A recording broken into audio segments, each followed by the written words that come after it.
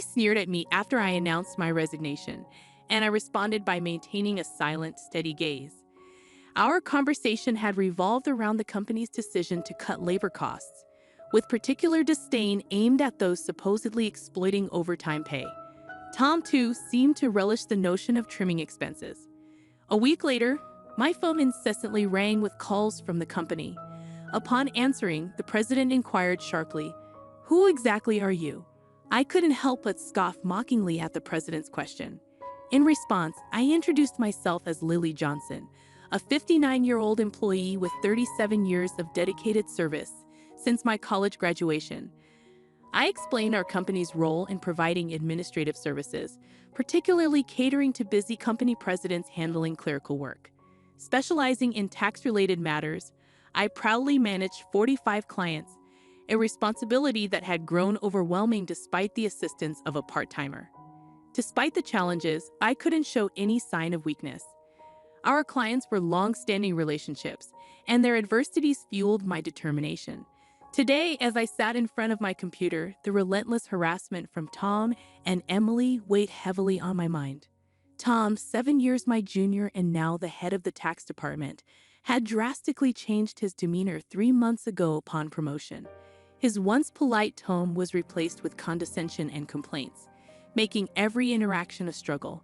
Even when I countered, he remained unfazed, instructing me to consult the manual for guidance and warning against unnecessary actions. Emily, Tom's assistant, joined in the harassment, criticizing my efficiency and mocking my rank and file status. Despite being the first to decline a promotion to department head, a fact unknown to Tom and Emily, I committed to completing my regular duties. Their harassment persisted, with Tom accusing me of increasing overtime, branding it a waste. Emily echoed his sentiment, sighing as she claimed my constant overtime was dragging down the entire tax department's performance. The recent cause of my overtime was Tom unexpectedly leaving a month's worth of client files on my desk to be filed by the end of the month after work. My face drained of color as I glanced at the files before me. "Wait, these all have deadlines this month, right?" I uttered in confusion. However, before I could grasp the gravity of the situation, Tom was already packing up his desk, completely uninterested in addressing my concerns. "I'm heading out. Take care with that," he casually remarked as he swiftly left the office, leaving me with a pile of urgent tasks. Emily followed suit, adding insult to injury with a mocking laugh. The incredulity of the situation weighed on me, and I sighed heavily as I opened the client files scattered on my desk. To my dismay, some of the files were originally Emily's responsibility. The realization deepened my sigh. I understood why Tom had been subjecting me to relentless harassment. They wanted me to retire quickly. My extensive experience and deeper knowledge in taxation made me a preferred resource for other members of the tax department over Tom. Tom's unapproachable demeanor and unattractive appearance made everyone, except Emily, avoid him. It seemed Emily's proximity to him was strategic, driven by Tom's preference for younger female employees. The shallow nature of their thinking sent a chill down my spine. Emily's harassment was not just a personal vendetta. She aimed to curry favor with Tom, the one evaluating the tax department's performance. Despite these challenges, I had to manage the declarations. Alongside preparing tax declarations for my assigned companies, it seemed today's workload was far from over. However, claiming overtime would only invite complaints from Tom and Emily, leaving me resigned to the prospect of unpaid extra hours. Then, unexpectedly, I received a summons to the president's office. Our company had recently undergone a change in leadership due to the former president's sudden illness. The new president, the former president's son, wasn't fully acquainted with our company. As I entered the office, I noticed Tom and Emily with unpleasant smirks on their faces. In a tense atmosphere, the president dropped a bombshell. "Lily, we'll need you to resign by the end of this month." My mind spun as I asked for clarification.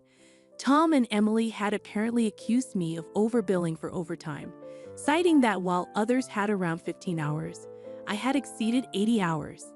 The president, oblivious to the true circumstances, seemed impressed with Tom and Emily's zero overtime. The reality of the situation hit me. The inflated overtime was a result of doing Tom and Emily's work. However, revealing Tom's instructions would risk portraying it as my own inability to manage time effectively. I presented the facts, asserting that I hadn't overbilled for overtime but struggled to finish my workload within regular hours. The president sighed deeply, expressing doubt but acknowledging the lack of evidence to pursue the matter further. Nevertheless, he insisted that they couldn't retain someone working at such a slow pace. Resigned to the situation, the president suggested my resignation, and it seemed his mind was made up. Told to leave the company I had devoted 37 years to, I felt a weariness settle in. Despite my dedication, the additional workload from Tom and Emily went unappreciated. I agreed to resign at the end of the month, acknowledging that I had already communicated my decision to the president. As I glanced at Tom and Emily, their vulgar smiles reflected satisfaction. Leaving the president's office, Emily taunted me with a sarcastic, "Thanks for quitting," her sneer cutting through. I responded with a silent stare, facing similar disdain from Tom, who shared his approval of cutting labor costs and labeled me as someone exploiting overtime pay. Observing their cheerful conversation, I pondered the handover process. Creating documents for all my clients, I ensured proper farewells and appointments with those I could meet personally. Unable to schedule a meeting with the president, I resorted to letters to inform them of my successor.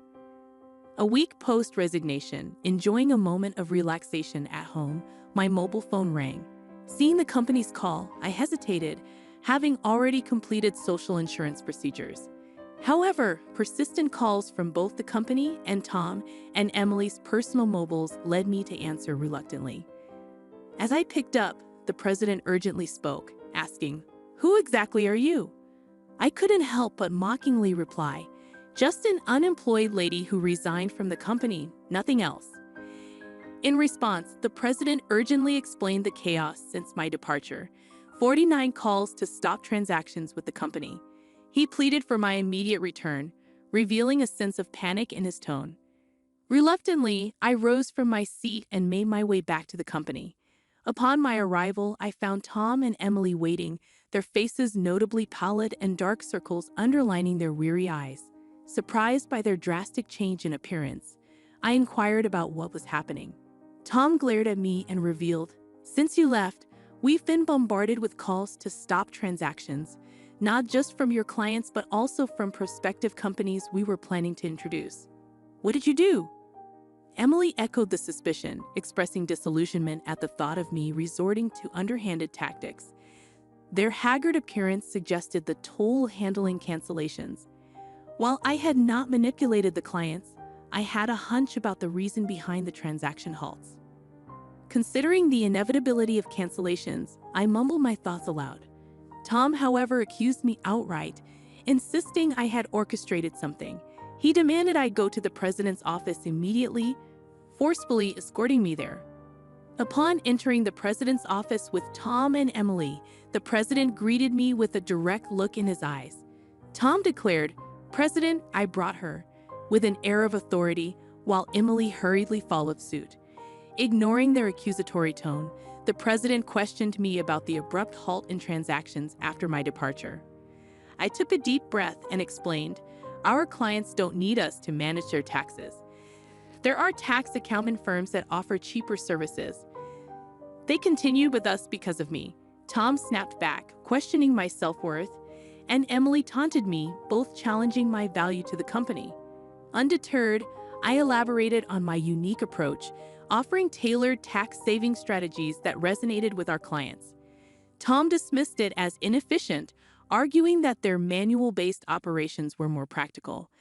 The president sighed deeply, recognizing the fundamental difference in our approaches. In a serious tone, he said, "Actually," signaling a crucial revelation or decision to follow. I received a surprising call from my father, the former president. It turns out that some clients, who had stopped transactions, went directly to Dad to negotiate on my behalf. I hadn't anticipated clients going to such lengths for me. Dad emphasized that the tax department thrived because of my contributions. Not only did I manage my clients efficiently, but I also supported my colleagues' clients, possessing knowledge that even Tom couldn't match. Dad disclosed that if I hadn't declined the promotion, I would have held a higher position than a department head by now. The current president expressed regret with a pained expression. Emily appeared shocked, probably grappling with the idea that I could have been her superior. The president apologized for making me resign initially and asked if I would consider revoking my resignation. According to Dad, I was indispensable to the company. While I appreciated the change in the president's perspective, I hesitated to accept. Tom interrupted our conversation, visibly upset, and protested the president's decision, questioning why I was chosen over him.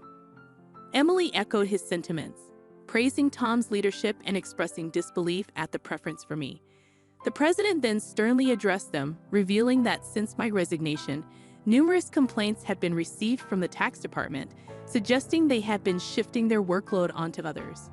Tom's face turned pale as the president exposed the fact that he had been pushing the preparation of client declaration forms onto subordinates, including Emily's work for multiple clients. The president pointed out the irony, considering Tom had accused me of being a salary thief. Observing Tom and Emily's pale expressions, the president continued by revealing an alleged leak about their romantic involvement. Tom struggled to defend himself, claiming he was merely mentoring Emily as her superior. However, the president produced receipts from the accounting department, indicating dining expenses filed by Tom. Confronted with evidence, Tom, sweating profusely, was unable to provide a convincing explanation. Emily, too, turned ghostly pale as the president accused them of neglecting their duties, inflating expense claims, and violating company policy by having an affair in the office while being married. In a calm and straightforward manner, the president declared the termination of their employment effective immediately. Tom and Emily tried to resist, promising to retract the receipt claims and pleading for their jobs. "I have a family," Tom desperately pleaded, attempting to reverse his termination. Emily echoed his sentiments, tearfully expressing her fear of being fired. She promised to apologize to me and others for burdening them with work, realizing the gravity of the situation involving neglect of duties and an affair with a supervisor. Concerned about her reputation, she implored for a second chance. Sensing their desperation, I offered advice. "Why don't you stop resisting? It's undignified," I suggested. Tom glared at me, retorting, "Shut up. What would a single person like you understand?" I sighed, reminding him, "Tom, you were the one who got me fired. It's just karma. What goes around comes around. Why don't you take some responsibility and reflect a bit?" Frustrated, Tom looked away, while Emily bit her lip in distress. Aware of more details about their misconduct, I turned to the president, asking with a smile if I should share them. Tom and Emily frantically tried to stop me, fearing further exposure. I issued an ultimatum, warning them that wrongdoings would eventually come to light, urging them to face reality before it worsened. At my words, both Tom and Emily collapsed to their knees, and the president decided to fire them on the spot.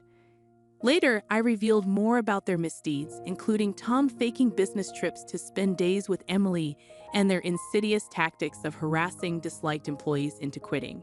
Despite my attempts to help those employees, Tom and Emily's strategies were relentless. They repeatedly reprimanded and pressured employees out of my sight, often assigning sudden tasks with tight deadlines.